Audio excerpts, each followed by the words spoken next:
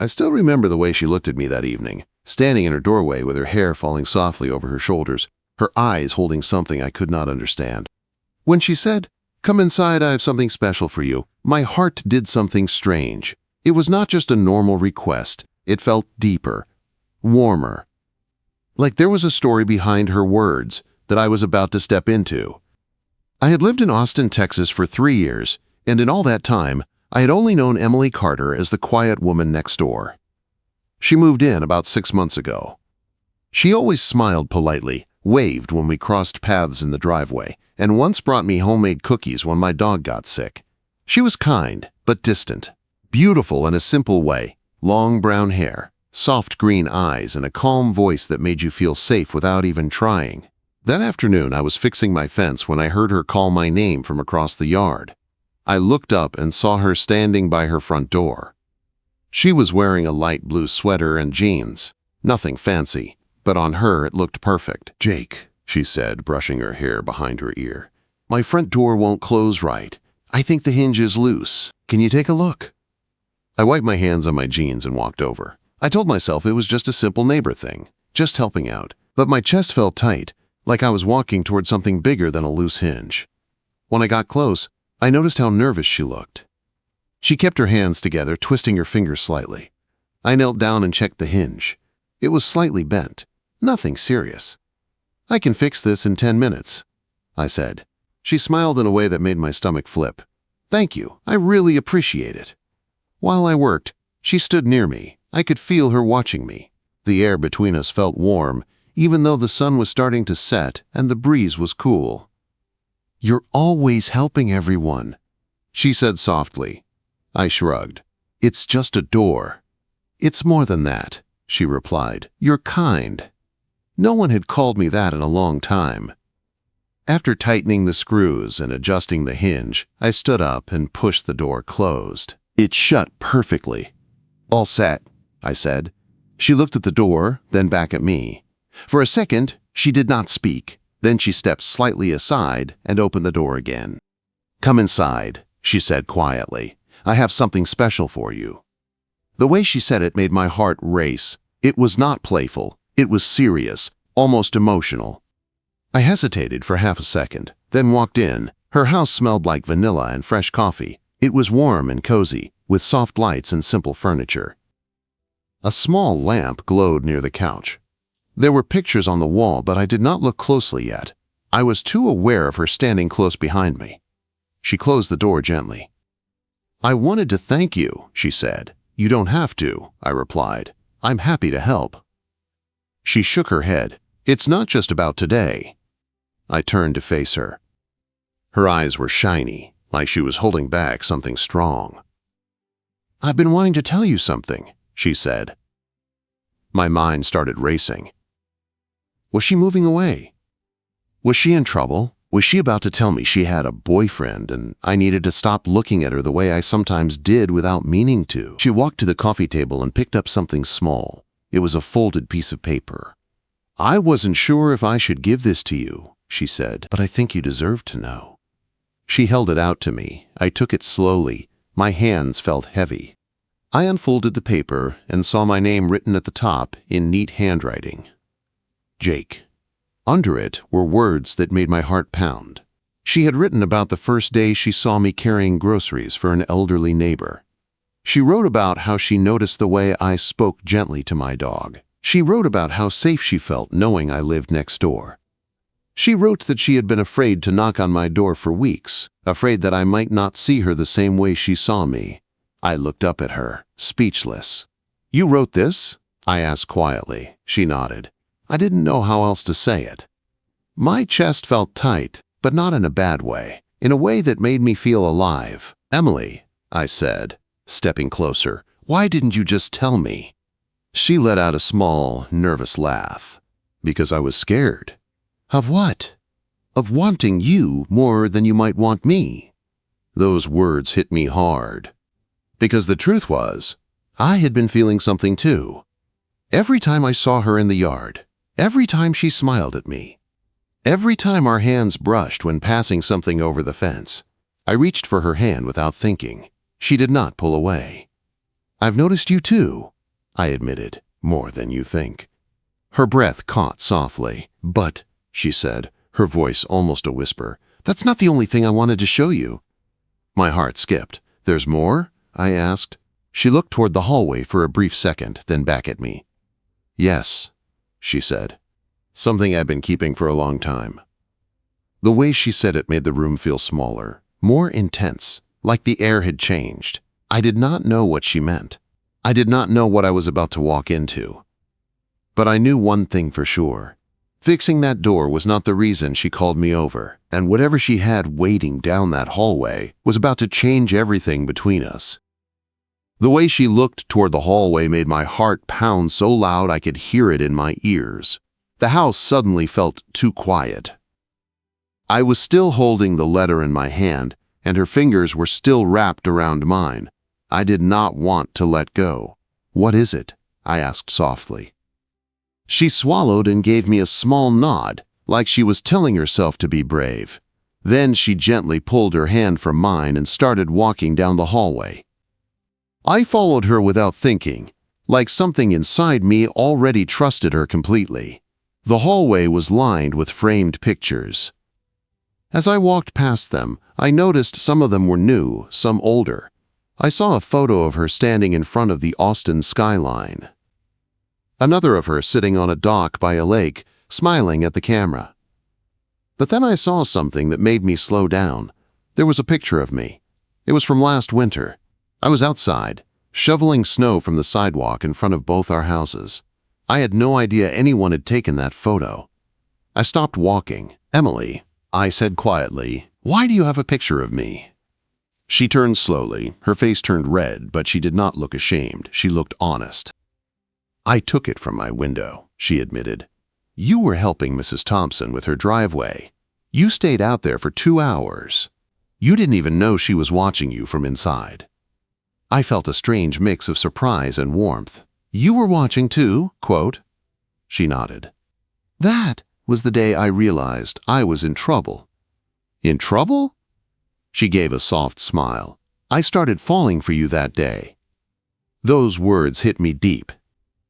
I had been living next to her all this time, thinking I was the only one secretly looking over the fence, hoping to see her outside. I had no idea she felt the same. She continued walking until we reached the end of the hallway. There was a small room with the door slightly open. She pushed it gently and stepped inside. I followed. It was not a bedroom, it was a small studio space. There was a desk, a soft chair, and shelves filled with notebooks and art supplies. A large canvas stood against the far wall, covered with a light sheet. My heart was racing again. "This is where I spend most of my time," she said. "I paint. I write. I think." I looked around slowly. The room felt personal, private, like she was letting me see a part of her no one else saw. She walked toward the canvas and stood beside it. Her hands trembled slightly as she reached for the sheet. "I started this months ago," she said quietly. "I never planned to show you, but after today, I felt like I had to." She pulled the sheet away. I froze. It was a painting of my backyard, the old oak tree, the wooden fence, the small string lights I had hung up last summer. But in the painting, I was standing there too, and she had painted herself across from me. We were facing each other under the lights, close enough that our hands were almost touching. It was not just a painting of a place. It was a painting of a moment that had never happened. A moment she imagined. "You painted us," I whispered. She nodded slowly. "It's how I see us, or how I hoped we could be." Quote. I stepped closer to the canvas. The details were beautiful, the way the light hit our faces, the softness in our eyes. She had captured something real, something I felt but never said. "You see me like this?" I asked. "I see you as someone who feels safe," she said. "Someone who would stand under those lights and mean every word he says." Her voice was shaking now. "I've been alone for a long time, Jake," she continued. "After my last relationship ended, I promised myself I would not open my heart again unless I was sure. And then you moved into my life without even trying." I turned to look at her fully. Her eyes were wet now, but she was not crying. She was just finally being honest. "You make me feel brave," she said. My chest felt tight again, but this time it was from emotion I could not hide. I stepped closer to her, close enough that I could feel her breath. "Emily," I said softly, "I thought I was the only one feeling this way." Her eyes widened slightly. "You were not." I tried to ignore it, I admitted. I told myself you were just my neighbor, that I should not make things complicated. But every time you smiled at me, it felt like something was pulling me closer. The air between us felt heavy now, not uncomfortable, just full of truth. She looked down at her hands. "There's one more thing," she said quietly. I smiled slightly. "There's still more?" She nodded. She walked to the desk and opened one of the drawers. From inside, she pulled out a small box. My heart started pounding again. She walked back to me and held the box carefully. "I was not sure if I should do this tonight," she said, "but when you fixed the door, it felt like a sign." "A sign of what?" I asked. She opened the box slowly. Inside was a key. I looked at it, confused. "It's a copy of my house key," she said. "I made it 2 months ago. I was hoping one day I would be brave enough to give it to you." I stared at her, my emotions spinning. A key was not just a key, it meant trust. It meant letting someone into your space. Your life. "I don't want you to just be the guy next door," she said softly. "I want you to be the man who walks through this door anytime he wants, not because something is broken, but because you belong here." My heart felt like it might burst. I reached out slowly and took the key from her hand. Our fingers brushed, and this time neither of us pulled away. I looked into her eyes, and for the first time, I was not afraid of what might happen next. But just as I opened my mouth to speak, there was a sudden knock at the front door. We both froze. It was loud, sharp, unexpected. Emily's face changed, not to fear exactly, but to something serious. "I was not expecting anyone," she whispered. The knock came again, and something in her eyes told me that whatever was on the other side of that door was about to test everything we had just started. The knock came again, louder this time, echoing through the house like a warning. Emily's fingers tightened around mine for a second before she slowly let go. The warmth between us was still there, but now it mixed with something tense and uncertain. "I need to see who that is," she said softly. "I'll come with you," I replied without thinking. She hesitated for a moment, then nodded. We walked back down the hallway together. My heart was still racing, but not just from the emotions we had shared. Something about that knock felt wrong. The timing was too perfect, too sharp, like it was meant to interrupt us. When we reached the living room, she stopped a few steps from the door. She took a slow breath, then opened it. A tall man stood on the porch. He looked to be in his early 30s. Clean cut, dark jacket, serious eyes. He glanced at me first, then at Emily. "Hi," he said calmly. "We need to talk." Emily's body went stiff beside me. "Mark," she said quietly. The way she said his name told me everything. This was not just some random visitor. My chest tightened. "I didn't know you were coming," she added. "I was in town," he replied. His eyes flicked toward me again. "I see you have company." I felt heat rise in my face, but I stayed silent. This was her moment. "What do you want?" she asked, her voice steady but controlled. "I just need 5 minutes," he said. "It's important." The air between them felt heavy with history. I suddenly understood. This was the relationship she had mentioned earlier, the one that ended, the one that made her promise not to open her heart again. She looked at me for a brief second. There was worry in her eyes. Not about him, about me. "It's okay," I said quietly. "I'm right here." She gave a small nod and stepped outside onto the porch, closing the door behind her, but not all the way. I could still hear their voices through the small gap.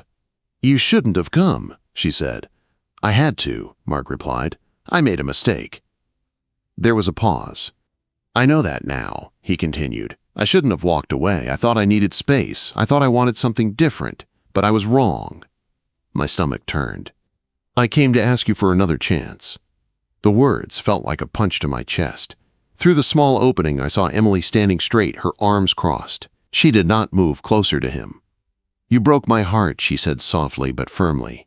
"You left without even fighting for us." Quote, "I was scared," he admitted. She let out a small breath. So was I. Silence followed. Then he spoke again. "Is this about him?" My heart skipped. I saw her shake her head slowly. "This is about me." He looked confused. "I waited for months after you left," she continued. "I thought you would come back. I thought you would realize what you lost. But while I was waiting, I started noticing something else." "What?" he asked. "That I deserve someone who does not leave when things get hard." The words hit me deeply. I did not know if she meant me directly, but I felt them. Mark stepped closer to her. "I'm here now. I'm not leaving this time." She was quiet for a long moment. Inside, my mind was racing. I wanted to step outside. I wanted to tell him she was not alone anymore. But I also knew this was her choice, her past, her decision. Finally, she spoke. "You didn't fight for me then," she said. "And I needed you to." "And now?" he asked. She looked toward the slightly open door. Our eyes met for a split second. My heart felt like it stopped. "And now," she said slowly, "I'm not waiting anymore." There was something final in her voice. Mark followed her gaze and noticed me standing inside. His jaw tightened slightly. "So that's it?" he asked. She nodded gently. "That's it." He stood there for a moment, as if trying to find the right words. But none came. "I hope he knows what he has," Mark said quietly.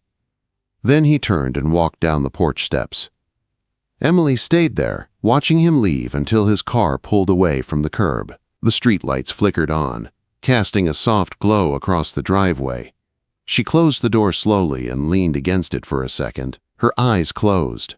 I stepped closer but gave her space. "Are you okay?"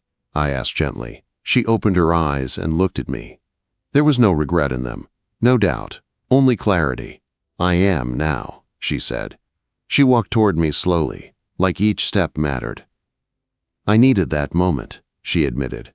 "I needed to hear him say he was wrong. I needed to know that if I chose you, it wasn't because he didn't come back. It was because I wanted something better." Quote, my heart pounded at her words. "And do you?" I asked softly. She stopped right in front of me, close enough that I could see every detail of her face in the soft light. "Yes," she whispered, "I do." My hand lifted gently to her cheek. She leaned into my touch without hesitation. "But," she added quietly, "there's something you need to understand before this goes any further." My heart tightened again.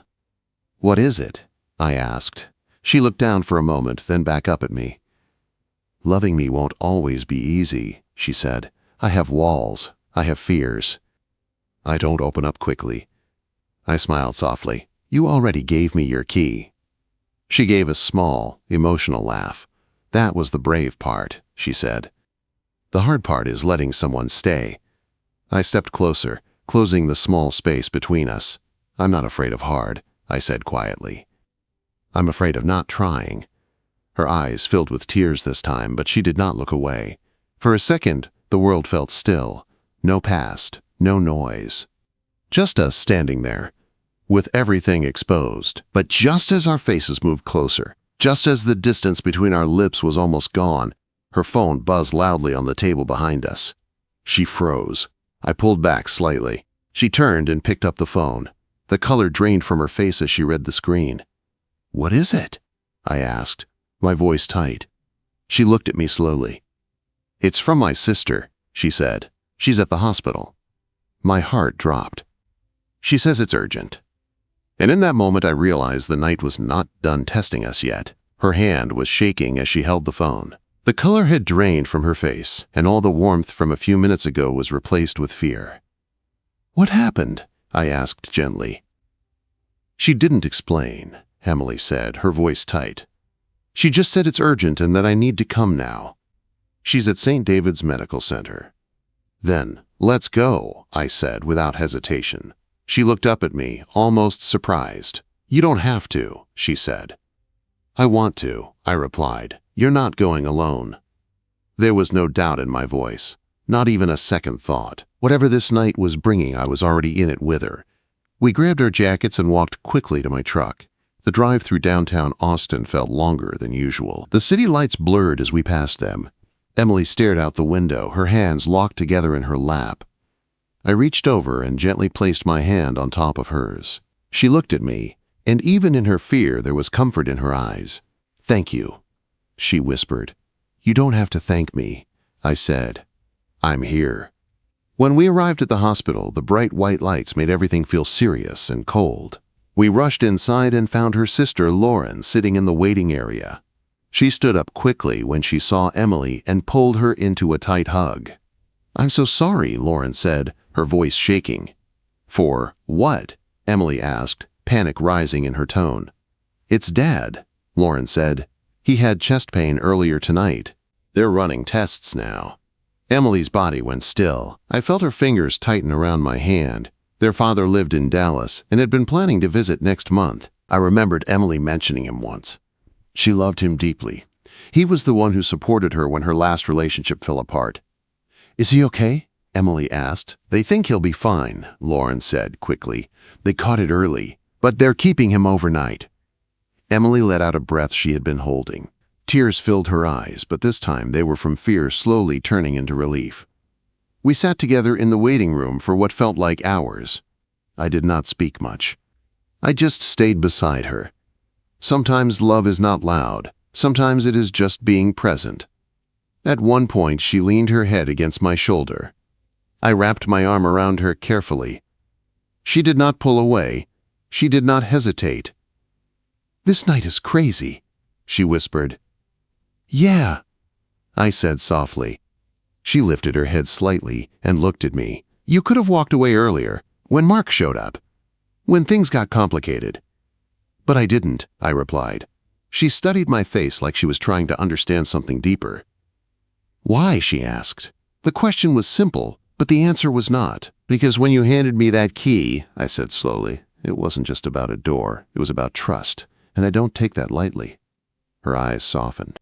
"And when you told him you weren't waiting anymore," I continued, "that meant something. You chose to move forward. I want to be part of that."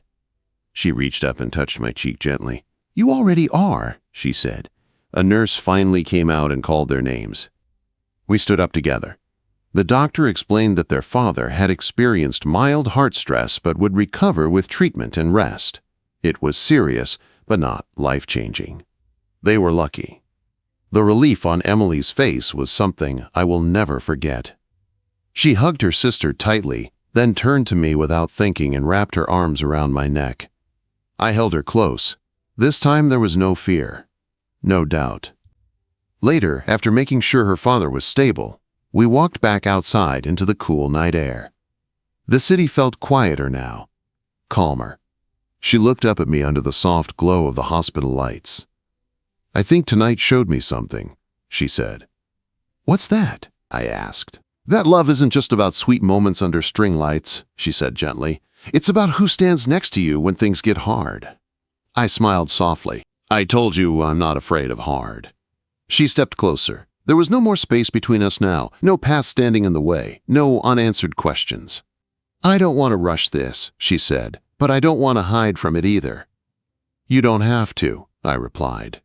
Her hand slid into mine naturally, like it belonged there. "I gave you my house key," she said with a small smile, "but I think tonight I gave you something bigger." I raised an eyebrow slightly. "What's that?"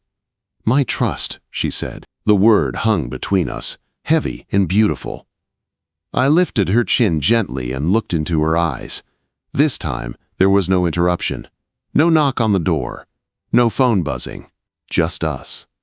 When our lips finally met, it was soft at first, careful. But it carried everything from the night. The fear, the honesty, the choice. And in that moment, I understood something clearly. She did not call me over to fix a door. She called me over because she was ready to open one. And this time, I was not just stepping inside her house. I was stepping into her life.